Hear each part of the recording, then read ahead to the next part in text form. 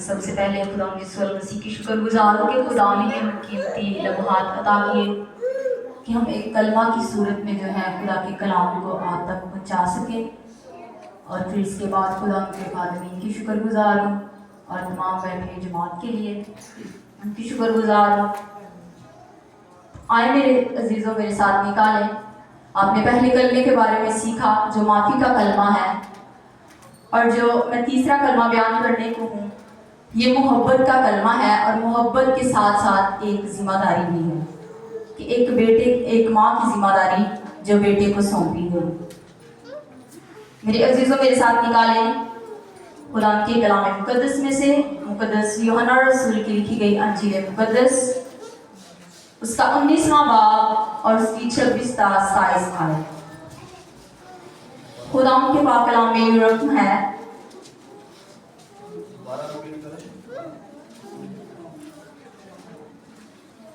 یوحنا رسول کی لکھی گئی انجیل اس کا 19واں باب اس کی 26 تا 27 آیت. خدا کے پاک کلام میں یہ رقم ہے، یسوع نے اپنی ماں اور اس شاگرد کو جس سے وہ محبت رکھتا تھا پاس کھڑے دیکھ کر ماں سے کہا کہ اے عورت دیکھ تیرا بیٹا یہ ہے. پھر شاگرد سے کہا دیکھ تیری ماں یہ ہے. اور اسی وقت سے وہ شاگرد اسے اپنے گھر لے گیا.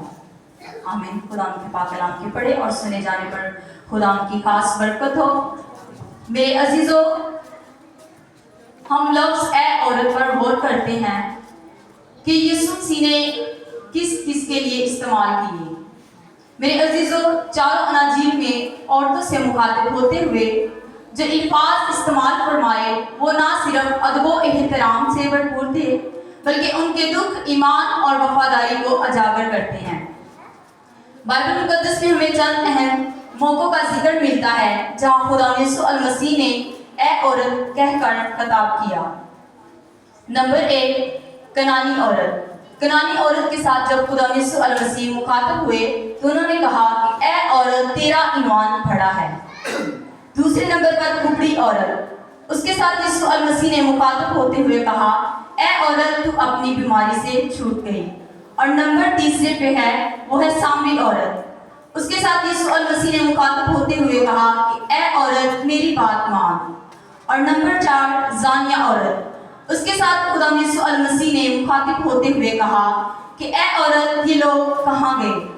اور نمبر 5 مریم مغدلینی. اس کے ساتھ خدا یسوع المسیح نے مخاطب ہوتے ہوئے کہا کہ اے عورت تو کیوں رو رہی ہے. اور نمبر 5 مریم مغدلینی جس کو خدا یسوع مسیح نے مخاطب ہوتے ہوئے کہا اے عورت یہ لوگ کہاں گئے. مقدسہ مریم ہے وہ جو 6 نمبر پہ آتی ہیں. جب قانا گلیل کی شادی میں گئی تو وہاں خدا یسوع المسیح نے اسے مخاطب ہوتے ہوئے کہا کہ اے عورت مجھے تجھ سے کیا کام. اور 7ویں نمبر پہ جو ہے مقدسہ مریم جب صلیب کے پاس تھی تو خدا یسوع المسیح نے اپنی ماں کو ارشاد فرمایا کہ اے عورت دیکھ یہ تیرا بیٹا ہے. یوحنا رسول کے بارے میں خدا یسوع المسیح نے مقدسہ مریم کو کہا کہ اے عورت دیکھ تیرا بیٹا یہ ہے. اسی طرح میرے عزیزوں، ہم غور کرتے ہیں کہ جب یسوع المسیح کو صلیبی موت دی گئی تو خدا یسوع المسیح کی صلیب کے پاس کون کون تھے اور کتنے لوگ تھے. میرے عزیزوں، خدا یسوع المسیح کی صلیب کے پاس 5 لوگ تھے جن میں 4 عورتیں تھیں اور 1 مرد تھا. اور وہ 4 عورتیں کون تھیں؟ پہلے نمبر پہ جو ہے وہ خدا یسوع المسیح کی ماں مقدسہ مریم، اور دوسرے نمبر پہ جو ہے وہ سلومی مریم کی بہن، اور تیسرے نمبر پہ جو ہے کلوپاس کی بیوی، اور چوتھے نمبر پہ مریم مغدلینی جس میں سے خدا یسوع المسیح نے 7 بدروحوں کو نکالا، اور 5ویں نمبر پہ جو ہے وہ یوحنا رسول ہے.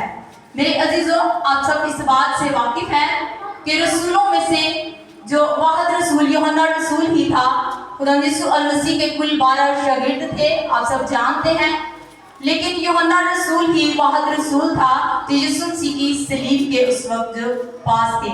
باقی خدا یسوع المسیح کے جو شاگرد تھے وہ سب خدا یسوع المسیح کو چھوڑ کر راہ فرار ہو چکے تھے، وہ خدا یسوع مسیح کو چھوڑ کر چلے گئے تھے.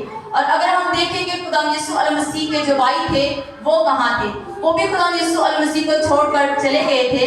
کیونکہ جب ہم یوحنا اس کے 7ویں باب کی 5ویں آیت کا مطالعہ کرتے ہیں تو خدا کے کلام اقدس میں لکھا ہے کیونکہ اس کے بھائی بھی اس پر ایمان نہ لائے۔ یہ آیت اس بات کا واضح ثبوت ہے کہ خدا یسوع المسیح کے بھائی بھی اس کو چھوڑ کر جو ہے وہ چلے گئے تھے۔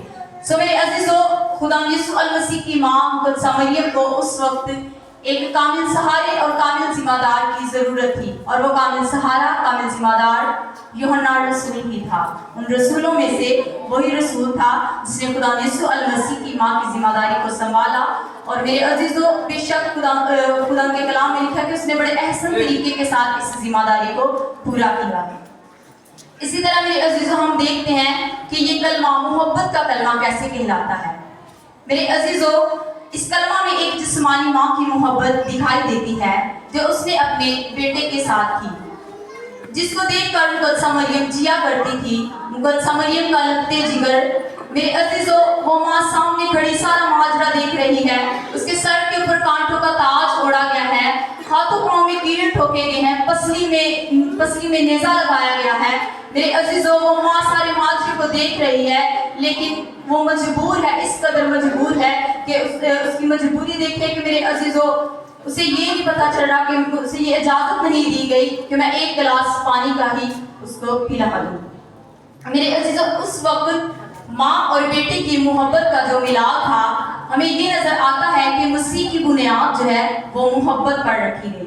محبت پر کیسے رکھی گئی؟ جب ہم قرنتھیوں اس کے 13ویں باب کا مطالعہ کرتے ہیں تو خدا کے کلام اقدس میں یوں رکھا ہے کہ ایمان، امید اور محبت تینوں دائمی ہیں، مگر افضل ان میں محبت ہے، کیونکہ محبت جو ہے وہ حسد نہیں کرتی، محبت شیخی نہیں مارتی، محبت بھولتی نہیں، نزیبہ کام نہیں کرتی، اپنی بہتری نہیں چاہتی، بدکاری سے خوش نہیں ہوتی، بلکہ راستے سے خوش ہوتی ہے۔ میرے عزیزو، محبت سب کچھ سہ لیتی ہے، سب باتوں کی برداشت کرتی ہے۔ محبت کو زوال نہیں، نبوتیں ہوں تو موقوف ہو جائیں گی، زبانیں ہوں تو جاتی رہیں گی، علم ہو تو مٹ جائے گا، لیکن محبت جو ہے وہ قائم رہے گی۔ محبت کیسے قائم رہے گی؟ میرے عزیزو، خدا محبت ہے۔ اگر ہمیں خدا کی محبت کو حاصل کرنا ہے تو اپنے سارے دل، اپنی ساری جان اور اپنی ساری طاقت کے ساتھ فقط اپنے خدا کو پکارنا ہے۔ میرے عزیزوں، ہمیں خدا کی محبت سے کوئی چیز جدا نہیں کر سکتی، نہ حال کی، نہ مستقبل کی چیزیں، نہ قدرت، نہ بلندی، نہ زور، نہ پستی، نہ اور کوئی مخلوق۔ God is love، اس لیے کہ میرا خدا محبت ہے۔